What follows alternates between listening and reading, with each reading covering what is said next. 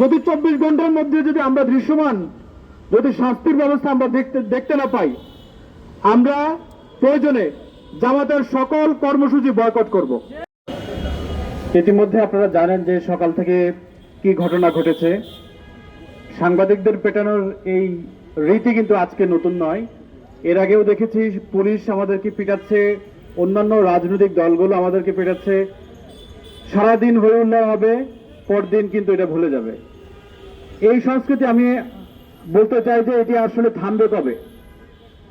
এই সংস্কৃতি কিন্তু পুরনো সংস্কৃতি আর আমরা দেখতে চাই না। এর আগে আমরা দেখেছি যে নির্বাচনের আগের দিন, নির্বাচনের এক সপ্তাহ আগে রাজধানীতে পুলিশ বেদরক পিটিয়েছে সাংবাদিকদের, সেটাও কিন্তু বিচার হয়নি। পুলিশের একটা সংস্কৃতি হলো কোনো বাহিনীর দ্বারা যদি আক্রান্ত হয় কোনো কেউ, তাকে ফল নিয়ে দেখতে যাবে, একটা ছবি তুলবে, পোস্ট দিবে, শেষ। কিন্তু সংশ্লিষ্ট ব্যক্তি কর্তার কোনো বিচার হয় না। এর আগে দেখেছি রাজনৈতিক অন্যান্য দলগুলোর একই কাণ্ড আমরা দেখেছি। তারা হচ্ছে সাংবাদিকদের সঙ্গে তারা মারধর করে এসে পরে রাতে আবার একটা ছবি তুলবে, ফল দিবে, সমবেদনা জানাবে, তারপর শেষ। আজকেও কিন্তু একই ঘটনা পুনরাবৃত্তি দেখেছি। জামাতের দ্বারা সকালে হামলার শিকার হয়েছে সাংবাদিকরা।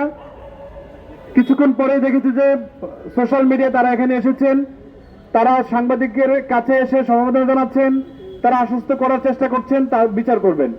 কিন্তু এটা দুদিন পরেই কিন্তু আবার এটা সবাই ভুলে যাবে, যে নাও সেই কদু।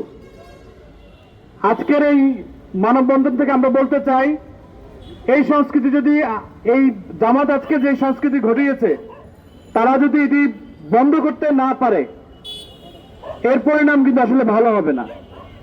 সাংবাদিকরা কিন্তু যখন কলম কিংবা ক্যামেরা উঠেই নেবে, তখন কিন্তু হাজারবার চিল্লাচিল্লি করলেও কিন্তু সাংবাদিকদের আপনারা পাবেন না। সাংবাদিকরা কিন্তু সেই সাংবাদিক যাদের কাছকে পিটিয়েছেন, তারা কিন্তু সেই সাংবাদিক যে সময় আপনারা 5 আগস্টের আগে ভোরবেলায় ফজরের পরে মিছিল করতেন, আমাদের কাছে কিন্তু তথ্যগুলো আপনারা পৌঁছাইতেন, আপনারা মিছিল করবেন। সেই মিছিলগুলো আমরা কিন্তু কভার দিয়েছি। সেই সময়কার কভার দেওয়ার কথা কি আপনারা কি ভুলে গেছেন? আজকে আপনাদের সুদিন এসেছে, সংসদে গিয়েছেন, প্রধান বিরোধী দলে আপনারা অবতীর্ণ হয়েছেন, সাংবাদিকদের সাথে আপনাদের প্রশ্নের মিলবে না, প্রশ্ন আপনাদের মন মতো হবে না, এতে করে আপনাদের ক্ষিপ্ত হয়ে সাংবাদিক পেটাতে হবে। আপনাদের নেতা কর্মীদের যদি আপনারা নিয়ন্ত্রণ করতে না পারেন, আগামী দিনে কিভাবে চলবেন আপনারা? আপনাদেরকে বলা হয় আপনারা সুশৃঙ্খল দল, আপনাদের প্রত্যেকটি কর্মী বাহিনীর আপনাদের নেটওয়ার্ক আপনাদের হাতের মুঠোয়। আপনারা এক ক্লিকেই নাকি সারা বাংলাদেশ অচল করে দিতে পারেন। আজকে যে কাণ্ড ঘটিয়েছে আমাদের কর্মী সমর্থকরা, সেটার জবাব আপনারা কিভাবে দেবেন?